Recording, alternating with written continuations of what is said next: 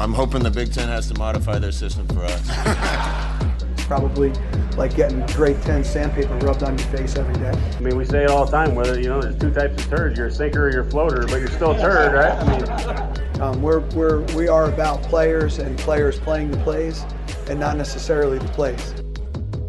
Welcome to the Varsity Club podcast. My name is Derek Peterson. Joining me this week, we're both live and in person. Well, we're not really live because you're listening to us later, but we're both in person.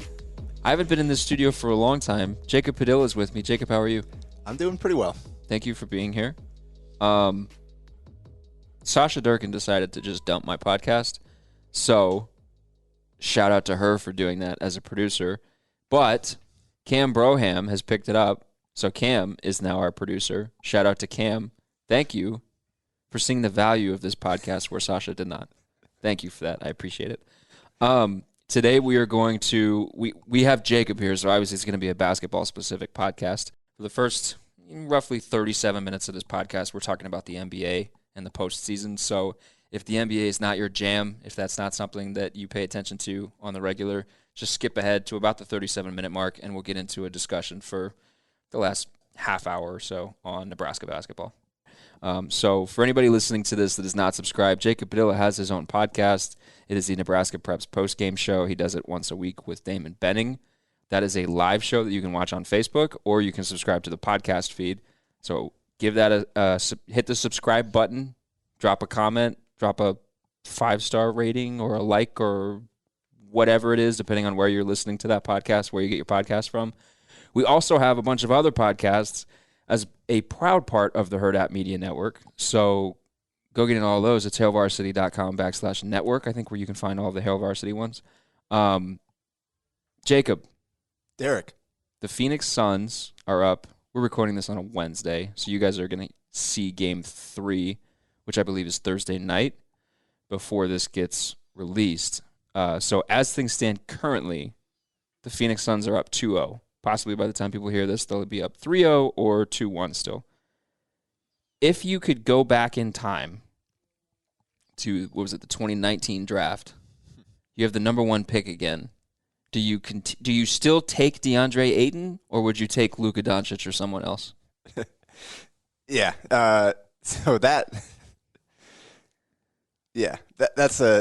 That's a difficult question. This is the peak of DeAndre Ayton's value right here. This is the nadir of DeAndre Ayton's value right here. That's the point. What happened. And I know some people have tried to relitigate. This definitely was the right move to go with Ayton. And the flaw in that thinking, and I tweeted this the other day, is that it implies that this was the only path that the Suns had to contention, and or even that this was the best path. We have no idea what James Jones would have been able to do with a Luka Doncic, Devin Booker pairing. And we have no idea how those guys would have grown together and kind of what their games would look like. We've seen what Luka's become in Dallas, but they certainly don't trade for Chris Paul. Yeah, that is definitely true. And but do they trade for somebody else? I don't know who would have been available. So it probably would have been with the benefit of hindsight, it probably would have been a more difficult path to get here. We've seen how Dallas screwed it up with Doncic, but also we've seen James Jones make every right move somehow, even when they didn't really seem like they were the right moves at the time. And I think Jalen Smith is the only one that's questionable right now. And even that, he's got a little bit of time here to kind of figure it out. So I guess just in the benefit of hindsight and knowing how fun this ride has been, and the fact that there's very real chance that it just keeps on going, just based on how all the teams look. You get Chris Paul back. I mean, I think the Suns look they're the favorite right now. Yeah. I think depending on where Milwaukee might still be the betting favorite. I think I heard that yesterday, but I think you just looking at the basketball side of it, and I think the Phoenix probably has the most well-balanced team left. How do you feel about that? You're very calm right now, very zen. I would have expected you to be a little bit more excited, but I guess that's not really you. But how are you feeling right now? Phoenix is 2 wins away from the NBA Finals. Yeah, it's crazy. I could, again, we had the conversation. I could see that the Suns had a chance to kind of move forward. You can see the moves they made last year, bringing in Ricky Rubio, getting some competent point guard play. You can see a couple steps forward from some of the young guys. You can see kind of this building towards getting back into the mix with the playoffs. Obviously, you add Chris Paul, that accelerates that timeline. But even before that, the 8-0 in the bubble, obviously the bubble is kind of weird, but the way they did it and just kind of the continuity they showed, the way some like Devin Booker stepped up, some of these other guys, like you can see that they were on the correct path. And then again, you bring in Chris Paul, and that just elevates what everybody was already doing to begin with. So it's all come together, and then James Jones continued to make little moves on the margins that just continues to raise the team's floor and ceiling. And whether it's campaign, starting the bubble last year, which I hated that move. I'm so happy for him. Yeah, I hated that move because obviously he'd been a bust at 4 different teams. He was out of the league. It's like we couldn't find some younger guy that maybe has more upside. He was best known for his sideline dancing. That was campaign. that is very true. I think you look up his name and they're on the Twitter GIF search. The Russell Westbrook video, hit them folks, of him dancing with Russ. That's the first one that pops up. Yeah. That's the one that he's known for. That's the one that my wife knew him from, which should tell you the plight of Campaign's career early on. Oh, and I know Bulls fans just kind of the pain that they're seeing this run with. I feel bad for them, but I'm so happy for Cam. He legitimately might be the best story in the NBA over the last year. Like, you just consider all the factors. He was out of the league. He was in China. He was in the G League. Lottery pick who had never didn't even really show much promise in his first year, which is why he was out of the league before his second contract. And Suns took a chance on him. He came in and he absolutely killed it in the bubble. And we were like, well, we probably need to upgrade that backup point guard spot. We can't rely on kind of that bubble mirage for an entire season. And sure enough, not only has he picked up where he left off, he's even elevated at times when they needed him the most. So, just Torrey Craig getting cast off from Milwaukee and now playing an important role for the Suns and being really valuable within that role. Obviously, the core that has been here with Booker, Ayton, and Bridges, and now Cam Johnson as well, as a younger guy as part of that. It's just incredible to watch this team come together. And, to feel like every time they go out there, they should win. Even when the Suns were making their runs in the mid-2000s when I first started becoming a fan, never had that feeling. So this is kind of new territory for me, especially I had forgotten what it was like to be a fan of a team in the playoffs because it's been a decade. And now not only to be a team in the playoffs, but to be one that, again, has a legitimate chance to go win a championship. It's incredible. So the Green Bay Packers are the only team that I root for that has ever won a championship. Oh, I thought you were going a different direction with that. I'm saying, this is new territory for me. That was a long time ago. It was, again, about a decade ago that they made that run. So, it's been pretty incredible to watch. So I'm happy for you. You guys are reaching, I need to mute Suns on Twitter levels right now. And Greg and I were talking about it the other day, and I was like, there is a story from not too long ago where there was a literal goat defecating in a general manager's office in the Phoenix Suns facility. That's how gross this organization has been for the last few years, and the staunch supporters of the team, yourself included, have had to endure all of that. And when you have to endure all of that,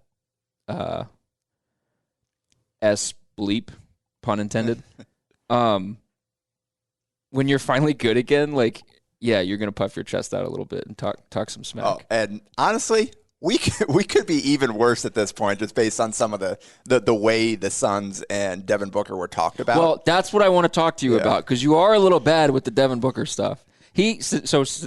Statistically, he had the best year of his career last year. This sort of gets back a little bit to the discussion that you and I had over Slack with Zion Williamson and Ja Morant, talking about how much can one player with statistical greatness influence winning on a team that doesn't have a ton of other winning players around them. Do you think that Devin Booker has been this same exact player over the course of his career and has been disrespected by people that haven't paid attention to him enough? Or do you think that he's continually improved, added pieces to his game each year, he's got a chance, he's got an opportunity this year, and he's seizing that opportunity? Or do you think that he's just been disrespected and this is the player? You've watched him more than I have, so do you think he's been disrespected? So, yes. Like, he's 24, 25. Like, guys are going to continue to improve throughout their career, but he made the leap about 3 years ago. That's kind of when he kind of elevated himself to what he is kind of become now. And the last few years, it's been about kind of adding things in the margins, getting even better at what he was really good at. But last year, he made the superstar, or a few years ago, he made the superstar leap. And the team around him wasn't ready for it to even matter. You could, heck, I mean, the 70 points in a loss game, like that right there is kind of emblematic of what the Suns were and what he was within that team. It's just, it didn't matter. He was playing with Marquise Chris and Dragon Bender and Tyler Ulis and random point guard. They ran through 20 different point guards before they finally signed Rubio. I forgot about Tyler Ulis. Feel bad for that guy. I mean, I liked him. He just wasn't ever able to get the ball to go in the basket. Too small. Enough. Well, the problem was, like, Calipari fought so hard for him and said that the size doesn't matter. He's too small. Well, and it was that he wasn't good enough to overcome the size. Like, he could have still had a career, I think, even as small as he was, but he couldn't shoot the ball. So when you're that small, it doesn't matter how well you know how to play the game if the ball won't go in the basket when you shoot it. So that ended up being the problem there. But anyway, it's just and even this year he's continued to reshape his game. It took a while for Paul and Booker to kind of feel each other out early in the season, and over the second half of the season, what they've done in the playoffs when Chris has been able to play anyway, is just so much fun to watch. And it's so devastating for opposing defenses because what are you supposed to do with that? You got two legitimate superstars there with guys around them that know how to play. Like, you double Booker, Mikhail's cutting to that free throw line every single time, and he's going to do something good with it now. And you've got Ayton at the rim ready to go get the ball if you miss it. He's come a long way from the don't double me in an open gym, Devin Booker. He's still the same dude. Like, how do you feel about Bill Simmons after all of that? About the same I've felt about Bill Simmons for years. I was listening. So Zach Lowe hadn't yet updated his podcast after the Sixers lost Game 7, and I needed to listen to someone talk about it, and it was Bill Simmons and Ryan Russillo. That was like the most recent one. Yeah. So I was like, fine. I was talking to Brandon about this afterwards. The first 30 minutes of the podcast is nothing but Bill Simmons apologizing to other players for writing them off, saying they were bad when they turned out to be good, making these massive assumptions or these statements that he shouldn't have made in the moment and then had to walk back later about Team X, Player Y, whatever. That's the first 30 minutes. The next 10 minutes, he says the Utah Jazz losing Game 7 to the Clippers was the worst playoff loss in the history of basketball. Oh, no. And I turned it off. I was like, what are we doing Rightfully here? So. What are we doing here? So, sorry, Bill Simmons side tangent. Back to Devin Booker. Yeah. Through the first 3 years of his career, he was essentially 1-to-1 assist-to-turnover ratio. You were talking about 2 or 3 years ago, he made that leap. Yeah. He went to 6.8 assists per game. When he started being not just the guy that is going to kill you by shooting the ball, but being the guy that's going to kill you by making the right play, he took that leap into superstardom. And the thing that was super cool to watch in Game 2, was it last night, is the game-winning play doesn't happen if he doesn't set that screen. And that's totally him. And I don't know. I was thinking about it. It's not so like he didn't just. I mean, he didn't knock Zubats over, but he dislodged Zubats enough to where it freed Ayton up. And it's not like, I mean, Zubats is a lot bigger than Devin Booker. So even though he didn't move him a ton, Booker like threw his body into him. It wasn't just like I'm going to stand here and make it inconvenient for you. It was like, no, you're going to feel me being here and you're going to have to move around me.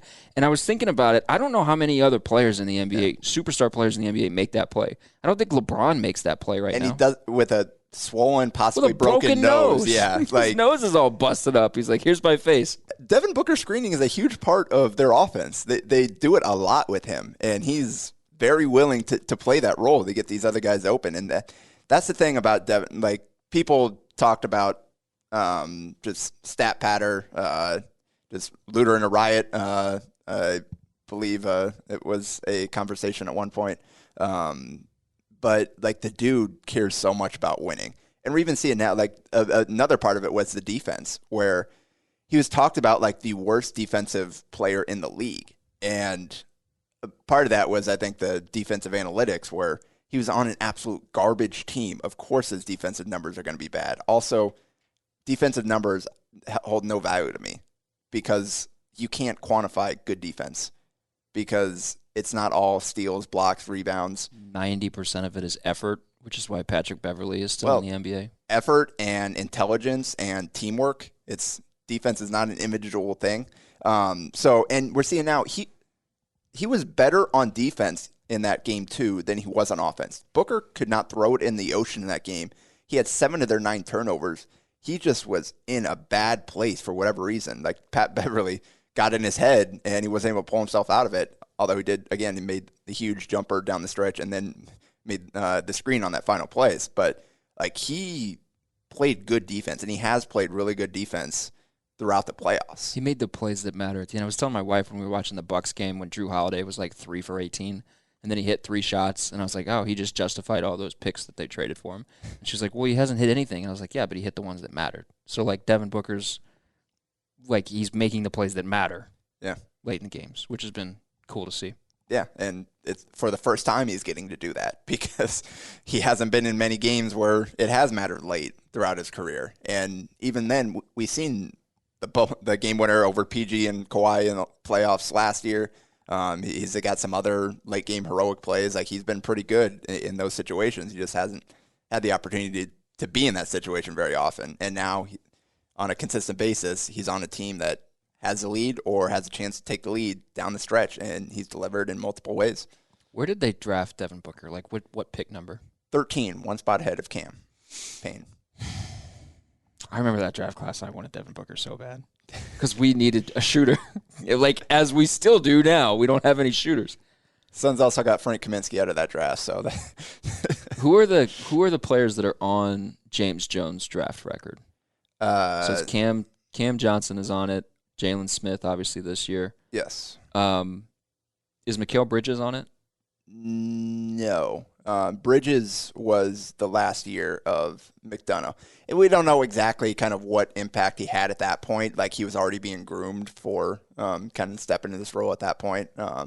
But, yeah, he was part of the front office that made the Ayton and Bridges picks / moves. But he was not in charge yet at that point. So he hasn't done a ton in the draft. So Cam Johnson was his first actual, like, he's the GM, this is the selection? Yes. And that was number 9, right? He traded, was it 11? He traded down because they were at 6, I believe, and he traded down to somewhere, like I said, I think it was 11. And he got murdered for that pick. He did, by myself included. Yeah. You hated Ayton, too, when he got picked. Because I knew Doncic was really good. Yeah. So did most of the people that actually paid attention. But, yeah, and again, we talked about the campaign move. All these little things he's made, whether big, small. Yes, like, he's been perfect for what they needed this year. He was you look at all the guys that signed for the whatever exception or whatever he signed on. I don't shout out to David Nash and Max McCauley. David does a newsletter for Suns fans.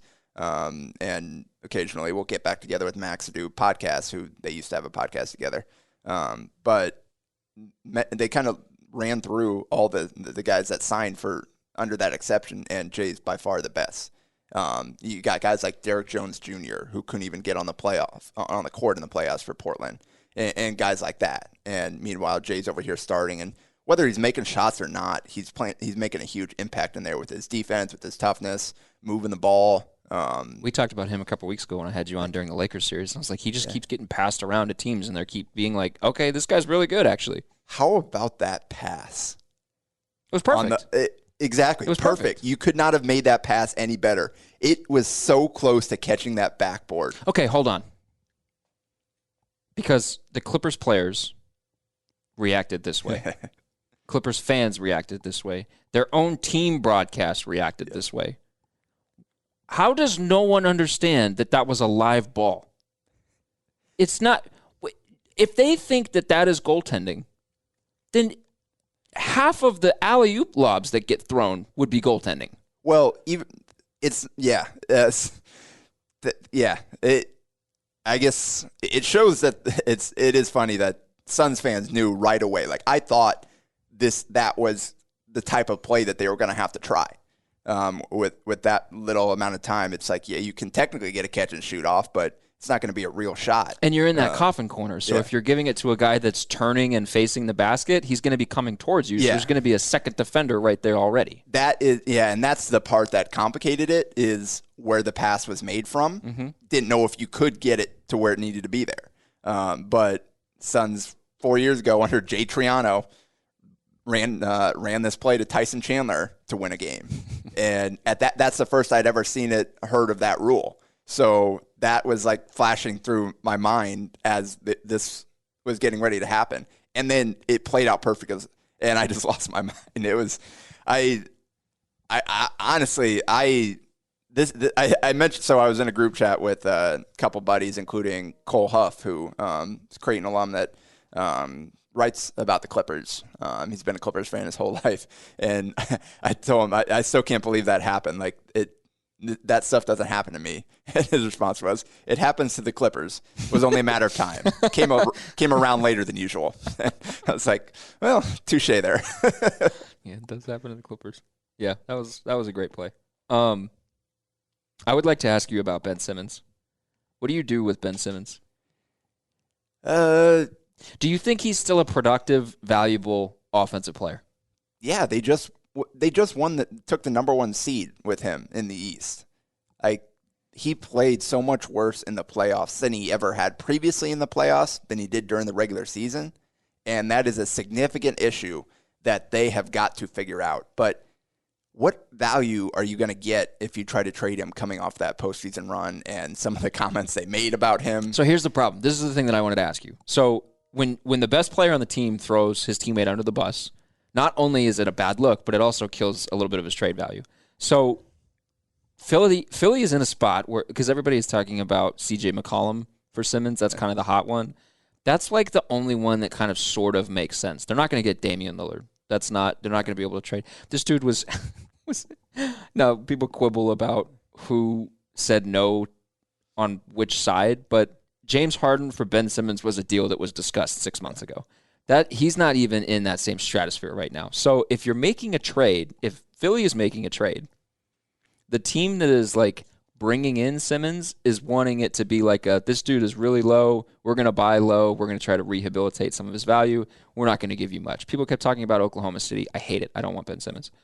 From Philly's side, it can't be like we get a pick and a young player back. It needs to be like, because you have a 27-year-old Joel Embiid who would have been MVP if he didn't get hurt, sitting there like, well, what do I have now? Yeah. So like, where exactly does Ben Simmons fit in a trade? If you want to change the team, why not just trade Joel Embiid? Because you don't trade a top 3 player, top 5 player, wherever you want to put him in the league, especially coming off the year he had. But you're kind of boxed in. But they were also the number 1 seed, and they lost in a Game 7 to go to the conference finals. So it's not like this is a complete failure. They can't win games as currently constructed. They got to figure some things out to be able to get where they want to go, but it's not like they're so far off that they can't. It's impossible that they'll ever get there. It does feel like they've hit their ceiling though, because I don't care about regular season seeding, because the East was also weird. East was also weird in the playoffs. Like, they have now 4 playoff appearances and 0 Eastern Conference Finals to show for it. That's kind of an issue. Oh, for sure. And like they're in a really difficult spot. But I think just starting over is, after everything they went to build this team, how's that going to be received by the fans if you trade Joel Embiid right now? And especially, how much are they going to hate Ben Simmons if it felt like he's the reason, like they weren't good enough because of him, and now he's the reason they traded away their best player and one of the best players in the league. The haul that they would get for Embiid would be significantly greater than the haul that they would get for Ben Simmons, and it would allow them to remain competitive and or near the top of the Eastern Conference. Whereas if you're trading, I guess it depends, like how much of the draft compensation versus players, like who's going to. Well, if you're dealing Embiid, you immediately can start talking about like, we'll give you Embiid for Bradley Beal and other stuff. Like, we'll give you Joel Embiid for Damian Lillard and other stuff. It's not like we'll give you Ben Simmons and other stuff for CJ McCollum. Yeah, like you're gonna get other stuff back. And the Portland thing. Tangent, Yusuf Nurkic is still there. Like, Ben Simmons' biggest problem is he has to play point guard and be a primary ball handler all the time. I don't think so. That's the problem. That's what they set him up to be. That's what they told him he was. That's how they built their team, kind of. They didn't build around it well, but that's kind of how they set him up to be, when he doesn't have to be. Like, that's the problem. In that role, the ceiling is capped. Like, you got to find other way, and he's got to get better. Like, it's not even, he doesn't have to come back and be a 40% pull-up three-point shooter next year. The free throw deal has to get not fixed. be a 15% three-point shooter. That's what he is for his career. Well, 15%. There are players People in the keep league comparing him to Draymond Green because of the defensive prowess, the vision, whatever. Draymond is a 32% career three-point shooter. At his best, he was in the mid to high 30s, one of his peak seasons. And plus, Draymond would shoot it. Ben has shot 34 threes in his 4 years of playing. That's the problem. Is like, everybody says, well, he can be Draymond Green, he could be this, he could be that, he could be a small ball 5. Well, with Joel Embiid off the court this season, he averaged 7.2 rebounds a game. So he's not rebounding a ton. For his career, he's averaging 0.8 blocks a game. He's not a rim protector. So you're going to have him as a pick and roll guy who's just going to sit in the dunker spot, who can't go to the free throw line. You have to build your team such a specific way to have this guy on your roster. And for anybody to trade for him, they're either going to have to tweak or completely overhaul what they have. I just don't know what Philly does outside of like running it back next year. And everybody thinks, that they have to trade Simmons, but I think it's more likely that they just run it back, hope that he makes some improvement, see if they can make a move kind of on the margins to tweak the construction a little bit to kind of balance things a little bit better.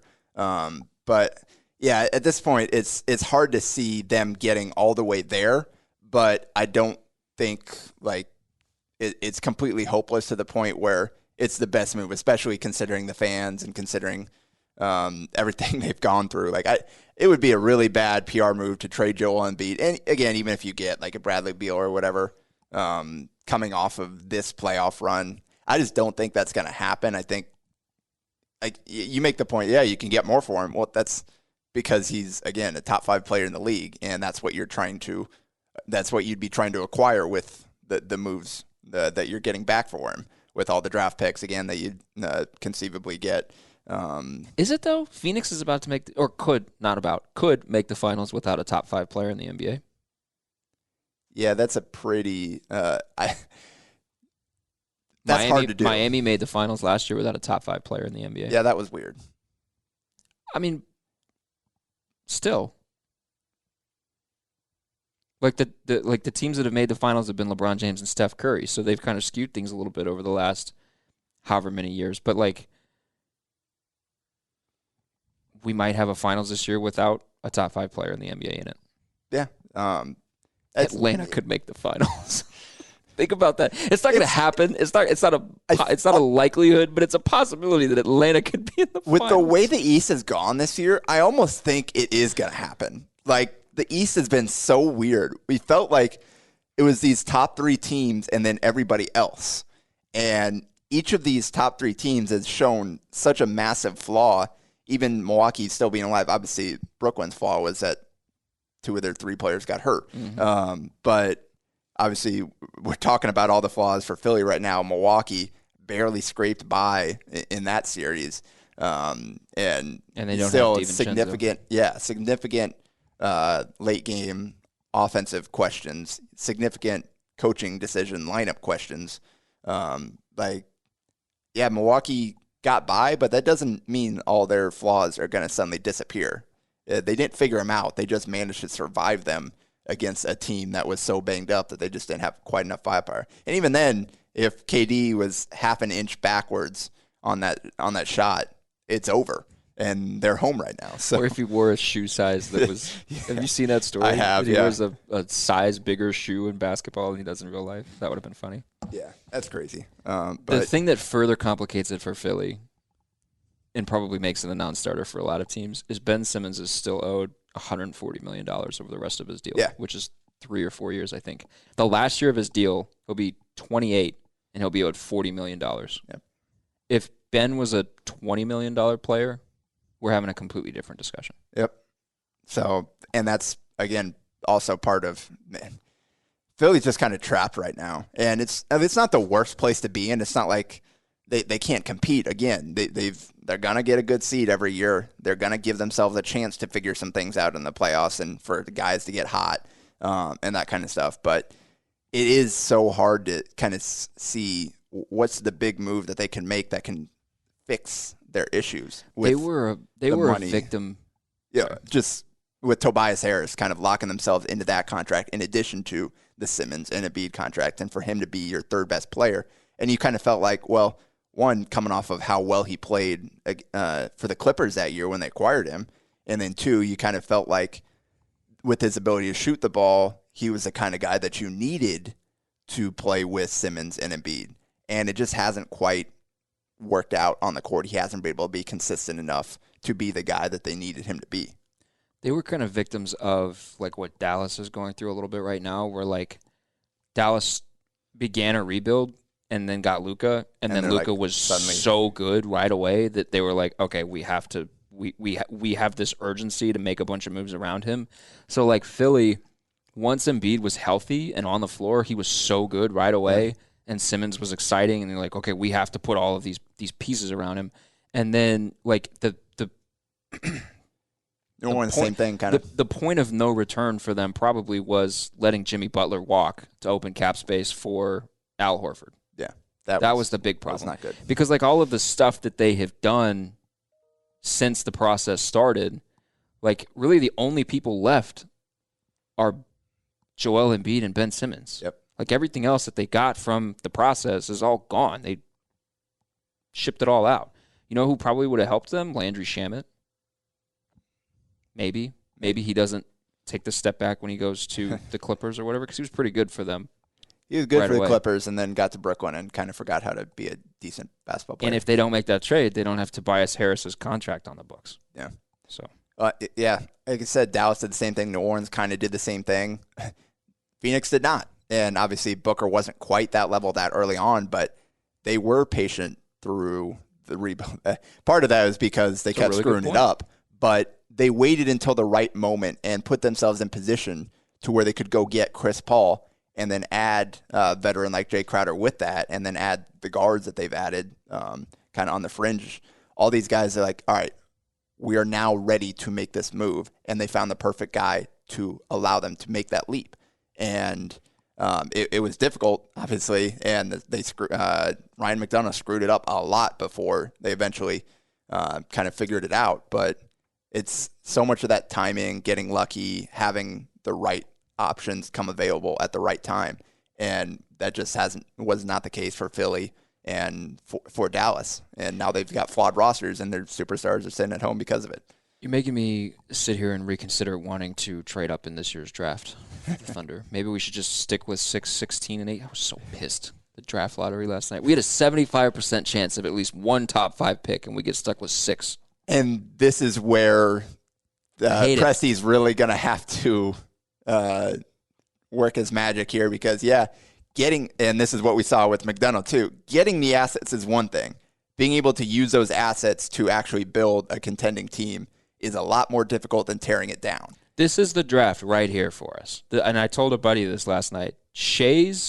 SGA's days in Oklahoma City are numbered right now.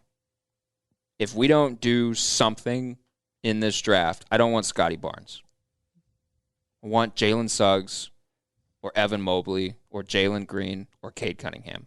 We need one of those dudes. Because if not, Shea's days are numbered. And so we got to move up. Let's move on to Nebraska basketball so that people that actually, well, maybe we could sweet talk Cleveland into doing something stupid. Like I said, I just hope that nobody, not you personally, but it'd be hilarious if just nobody trades with the Thunder and they have to make every single pick and they have to trade all the players because they need to make room for an entirely new roster of draft picks over the next 2 years. I hope Devin Booker gets traded. I hope he asks for a trade. I think we're good on that now. I hope what happens is that LA does what it did the first 2 series and wins 4 straight games after dropping 2, and Devin Booker asks for a trade. I hope that's what happens. It's probably not what's going to happen because everybody keeps making a lot about how Ty Lue, he'll give you the first 2 games and then make all those adjustments. I mean, sure, that worked through the first 2 series, but you're also playing with fire. And in both of those series, Dallas had Kristaps Porzingis as its second best player, and Utah had a hurt Donovan Mitchell and a hurt Mike Conley, and Rudy Gobert, who doesn't know how to play offense. So, the Phoenix Suns are an entirely different team to be we'll just spot you 2 games and then figure out what happens. Especially because you potentially have Chris Paul coming back, who is not part of losing those first 2 games. And they don't have Kawhi. Yeah, that's not happening. Which is so. Let's move. Like I said, let's move to Nebraska basketball, so people that regularly listen to this podcast can tune back in. You had a story on HailVarsity.com earlier this week from Fred Hoiberg's time at the Big Red Blitz tour, just talking about off-season skill development. And it's interesting. All of the returning guys that they have on this team, they've got some continuity now, which is not something that Fred has been able to enjoy through the first part of his Nebraska tenure. So what are they working on this offseason? Yeah, and fundamentals, basic skill development. They're doing kind of piecing all that together. And that's kind of what Fred talked about a little bit. And he's talked consistently about how much time they lost last year because of the pandemic and how much development time, how much time to be able to fit those pieces together that they lost because they missed out on all those preseason practices and workouts and all that stuff. That is where basketball players get better, is the offseason. During the year, it's all about maintaining, making a few tweaks here and there. But you make the leap in the offseason, specifically in the summer when you can really buckle down and really work hard, stay in the gym. They've got the certain amount of time they're allowed to be in there with the coaches, but players can go in there whenever they want, get the extra shots up and all that kind of stuff. So that's what he did not have last year. And now you're having that time that you missed out, plus you have the core coming back. So you're really focusing on, and he compared it to the Karate Kid. He did. All the little chores that he made him do, and he's wondering, why are you making me do this? And then later on, it ended up showing that, well, actually, this was helping you get to this point. All of it came together to help you improve and get stronger and kind of learn the various techniques. So once he kind of made you realize, all right, they all come together, and now suddenly you're winning all your fights. So that's kind of where they're at right now, is because you look at it, probably the 2 biggest things, especially that irked Fred Hoiberg, was their shooting and their ball security. And those are things they're working really hard on. Good decisions, good footwork, making the right pass. So that's part of that in the fundamental development. and just kind of building that up. And then obviously shooting. A lot of that was hoping for improvements because of the additions they made, but they're also getting in the gym with all these guys coming back and hoping to get more consistency with a guy like Lat Man, who obviously can shoot, but wasn't consistently what they needed him to be for the role he was playing. And a guy like Trey McGowan's, who made improvements as a shooter last year, but it wasn't high volume thing where he'd hit maybe one a game. So that's what they're doing right now is they're really getting in there, they're pounding home the fundamentals, they're working on the shooting, the footwork, the finishing, the right decisions within the pick and roll, all that little stuff, so that once they get into their team stuff, all that stuff will be second nature, and they'll have hopefully improved to where they can actually execute the team stuff and make it work better than they did last year.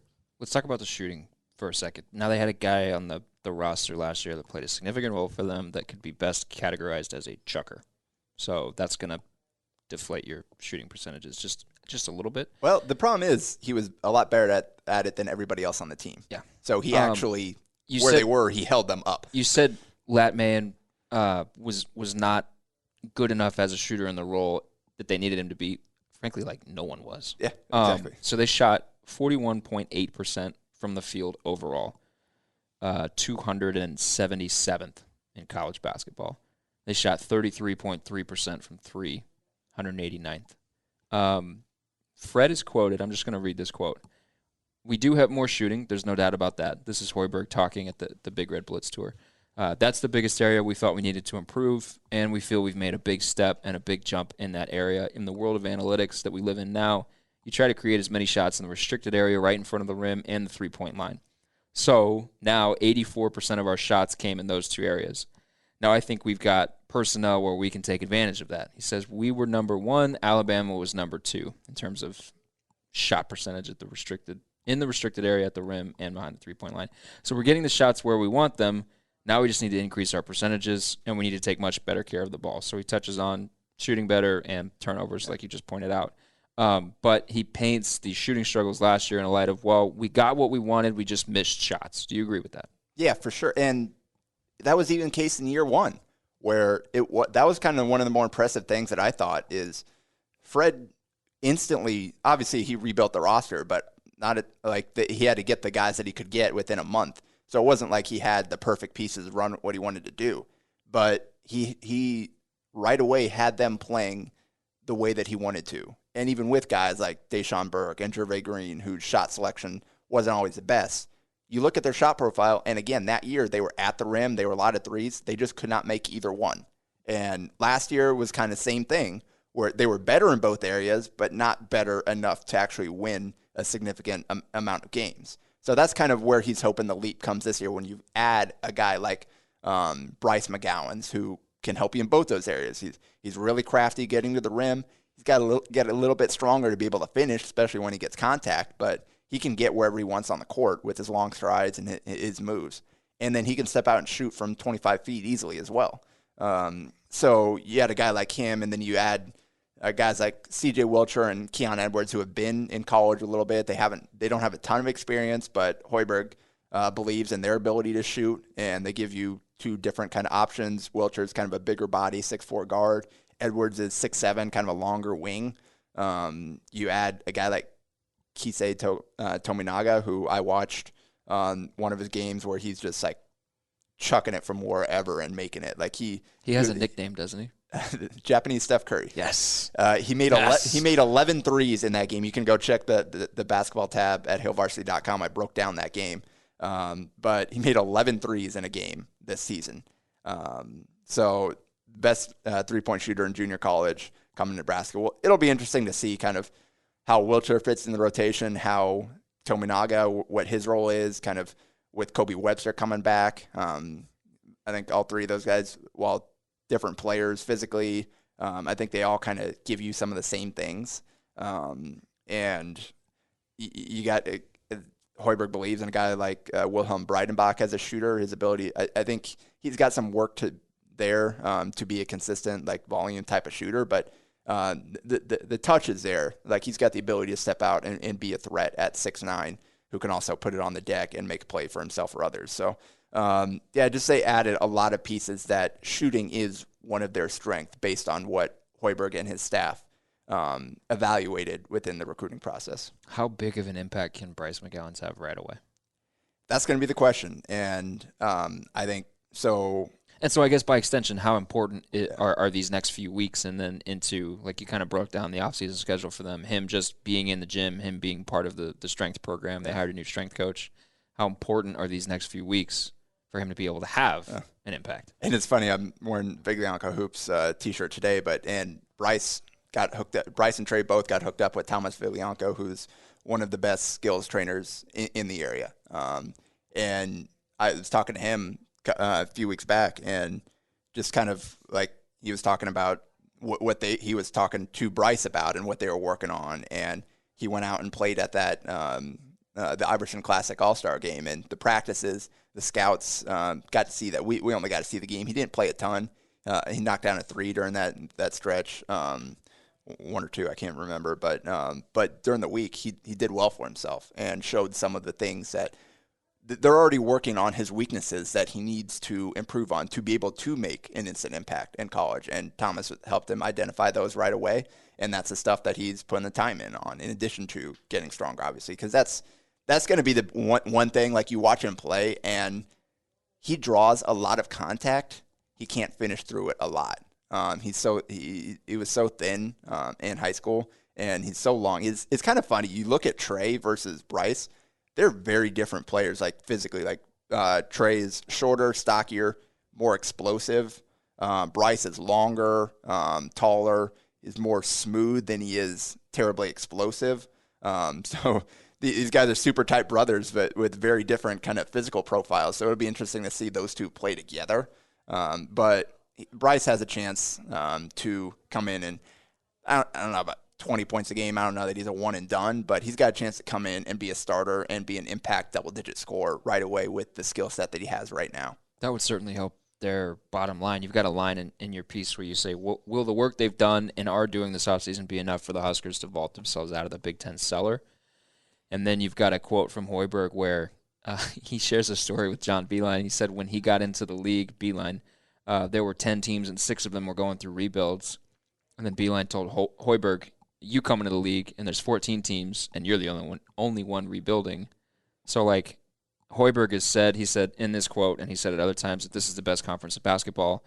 Can they be competitive? Do you think they can be competitive? Do they feel like they can be competitive? And that's, I think, just kind of the conference and what they experienced last year is why Hoiberg was kind of hesitant. And just in general, it's good practice, but hesitant to give any kind of real definitive answer there because we don't know yet. You mean it's not good practice to say get us now because you won't get us later? I'm sorry. I'll just leave that there. I'm sorry.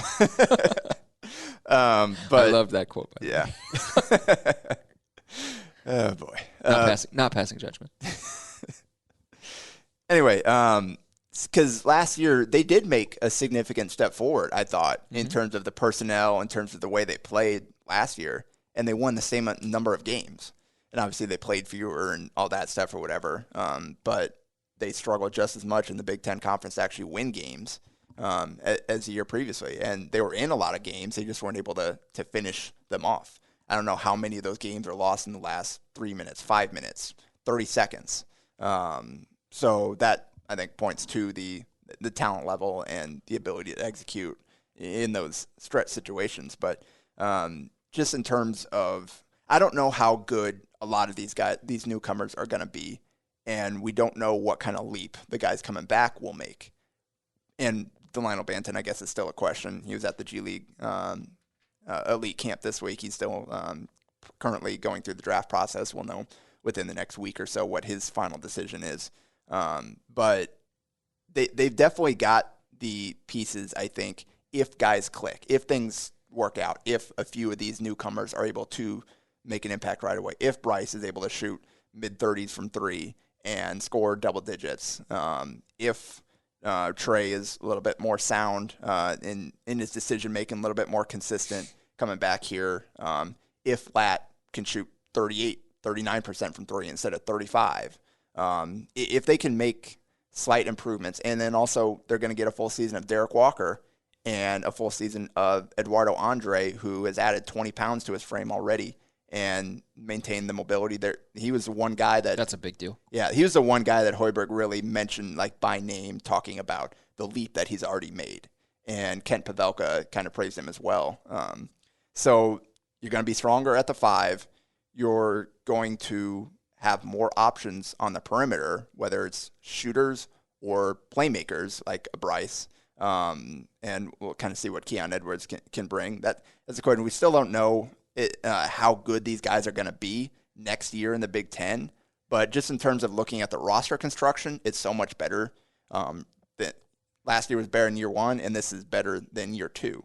So they're getting closer to where they need to be. It's just these guys got to go out and prove that, hey, we're actually capable of getting this done and finishing these games. You mentioned Banton. He did not get a combine invite, but he also did not hire an agent, so there's the potential for him to return to Nebraska if he decides to pull out of the NBA draft. What are your thoughts on that situation? What do you think he should do? Yeah, so he didn't get an invitation to either of the camps. So the way it's structured now is they came up with this G League Elite camp that basically feeds into the NBA Combine in Chicago, where you bring another however many guys to go through some testing, to go through a couple scrimmages in front of scouts, and then the people there will cast votes to see, all right, who were the best, most impressive, most interesting guys at this camp to get the call up to stay in Chicago and go through the regular combine process. And so Banton wasn't originally even going to go to that, but Dijon Giroux from Houston, I believe, dropped out, and Banton was the alternate, I guess. So he stepped in, got in there, and he definitely, I think, turned some heads. Just it probably was like just quintessential Delano Banton. He really impressed people with his ability to make passes and rebound at his height as a 6'9", kind of a point guard type player with really good feel. And he 21 rebounds in 2 games. Yeah, that's exactly right. All right, I got the numbers right here. So in 2 scrimmages, he had 8 points on 4 of 13 shooting, 0-6 from 3, 21 rebounds, 9 assists, just 2 turnovers, and 2 blocks in 41 minutes. So he rebounded the ball. He made plays for others and took care of the ball. Got a couple blocks in there in the second game. He just could not hit a jumper. And that's going to be the question for him. And so I think what we saw here is probably kind of pre-COVID shutdown Delano Banton, where he was doing he had a really unique statistical profile. Aaron Henry, I think, when I ran the numbers, was the only guy that had anywhere close to the impact in so many different categories as Banton did at that point. And so he had scouts, I think, interested. And then the second half of the season happened, and he just was a shell of himself coming off of a letdown. And that's one thing that it was hard to evaluate basketball last year. You never know how different guys are going to react to getting COVID and missing time and all that kind of stuff. And he, whatever reason, he just could not get the flow going again in the second half of the season. So it seemed like he was kind of recharged going through this deal, and he did well for himself, but I don't think he answered the biggest question. So, and he did not end up getting, I thought some people thought that he could have gotten the combine call-up, but he was not one of the ones that advanced to the combine. So now that kind of leaves him where he can try to get another workout to interview here and there or whatever. But he's got about a week or so here. It's 10 days after the end of the combine. So July 7th is the deadline for guys to withdraw and maintain college eligibility. So in the next 2 weeks, we should know what his decision is. I just don't know that he answered the questions well enough. Like, the jump shot has to improve. And we spent however long talking about Ben Simmons and kind of limitations that creates for him. Banton is a skinnier, less athletic version of Ben Simmons, basically. So he's still got some skill development that if he can show the ability to step out, he doesn't have to shoot 40% from 3, be a threat to hit a shot, tighten up the handles just a little bit so that he can create better in the half court. So I think he really could benefit from coming back. And the quote he gave about working with Fred Hoiberg to Hoops Heights, Brian Kalbrowski, I'll go ahead and read it. Everything he says, I soak it up like a sponge. I know where he's coming from. He has played, and so it's easy for me to understand him because he's been in my shoes as well. He gives me advice on everything. I can call him a friend, a coach, as a brother. On the court, he put me in places he feels I can do well. He was an NBA coach, so he knows what it's like and how it is, and so he puts me in positions where I can shine and show that I'm an NBA player. I'm not taking his experience for granted. So that right there, one, blast that to every recruit that you're currently talking to. Yeah. That's, I think, as good of a selling point for Fred Hoiberg as you're going to get. But that does kind of point to how much he does value the work. And he mentioned he's still working with Hoiberg on continuing to improve the jump shot within that interview. So I feel like he could definitely, like, I think a lot of times people say, oh, go back to school and improve your stock. And a lot of time I just don't think that's realistic, especially for guys that are older, that have been in college for a while. When it's specific skill things like here with Banton, and it's possible he can take he can bet on himself, and teams will be intrigued by the other stuff to get him into their program, whether it's on a two-way or what the deal is, and believe that they can make that skill improvement. He is the exact kind of player the Thunder draft and say, hey, we can teach him how to shoot. Yes, exactly. So that's still, I think that's kind of what he's weighing. It's like, all right, what can I improve myself? Am I better off taking the risk now, hoping that I get a deal somewhere and being able to spend all my time on this? Or am I better off going back to school, putting in the work with Hoiberg, and then potentially guaranteeing setting myself up for more guaranteed money the following year if he can make that improvement? But you would classify Banton as a hard worker, right? Yeah, I think so. Somebody that wants to improve in the areas where his game is maybe lacking. Yes. That's probably the biggest difference between him and the comp that we were just talking about. Ben Simmons is shooting with the wrong hand. Yeah, people keep telling him to shoot with a different hand, and he's not doing it. So, like, some of it is how much are you willing to work at the thing that you're not maybe the best at? Yeah. So we'll see. Do you think he comes back? And if he does, do you think he suddenly is back into a starting role? So if he's coming back, I definitely think they'll plug him in. And starting five will probably be Trey, Delano, Bryce, Lat, and Derek Walker to open the year. And it'll be interesting to see kind of how Hoiberg manages the kind of the point guard role duties there, because Trey mentioned how he felt like down the stretch of the season, he was able to really settle into that role, and that's what he came here to play. Delano also sees himself as a point guard, so you can play multiple point guards together, but kind of how does that work out and keep both guys happy? So that is kind of an interesting plot line, but you never know. I think I'm still leaning towards him coming back. I just don't know that he did quite enough to make the leap, but I think he helped himself without answering the biggest questions around him this week is kind of how I'd characterize it. That's fair. Well, Jacob, you got to go. You got a podcast of your own that you have to record, so thank you for coming on. Actually, we got pushed back a day because Damon has CWS duties now. So shout out to Damon for getting picked up. He doesn't matter sport. Dude knows his stuff. So okay. Yeah. Well, I'm still going to kick you off the podcast. We're going to end it here. All right, fine. Even though you don't have to go. Thank you for coming on. Thanks for having me. Thank you to Cam for producing. Thank you to all of you guys for listening every week. Remember to subscribe, leave a 5-star review, leave a comment or whatever.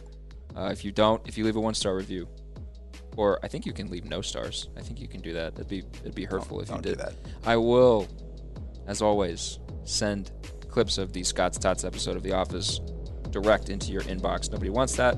Subscribe. Keep reading HailVarsity.com. Look out for the yearbook that's coming soon. And we'll talk to you guys next week.